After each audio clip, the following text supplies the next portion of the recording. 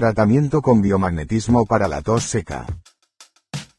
El primer par biomagnético a impactar será garganta-garganta. Colocaremos el imán negativo y el positivo, paralelos en el cuello. Podemos ayudarnos de una pletina o un trozo de hierro para sujetar los imanes y que no nos hagan daño. El segundo par biomagnético a impactar será laringe-laringe. Colocaremos el imán negativo en la parte superior del cuello, y el imán positivo en la parte inferior del cuello. El tercer par biomagnético a impactar será vagina-vagina. Colocaremos el imán negativo en la parte superior, y el imán positivo en la parte inferior. En caso de tratarse de un hombre, el par biomagnético se aplica de igual forma y en la misma zona. El cuarto par biomagnético a impactar será bazo-bazo. Colocaremos el imán negativo debajo del pectoral izquierdo, y el imán positivo en la zona inferior izquierda del mismo. El quinto par biomagnético a impactar será primera costilla. Colocaremos el imán negativo a la altura de la primera costilla superior derecha, y el imán positivo a la altura de la primera costilla superior izquierda.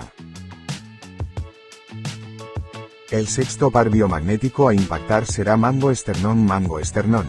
Colocaremos el imán negativo en el mango del esternón derecho y el imán positivo en el mango del esternón izquierdo. El séptimo par biomagnético a impactar será subclavia.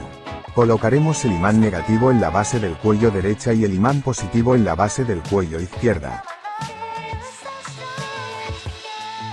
El octavo par biomagnético a impactar será costo diafragmático. Colocaremos el imán negativo debajo de las costillas del lado izquierdo, hacia la zona delantera y el imán positivo debajo de las costillas del lado izquierdo, hacia la zona trasera. El noveno par biomagnético a impactar será canto del ojo.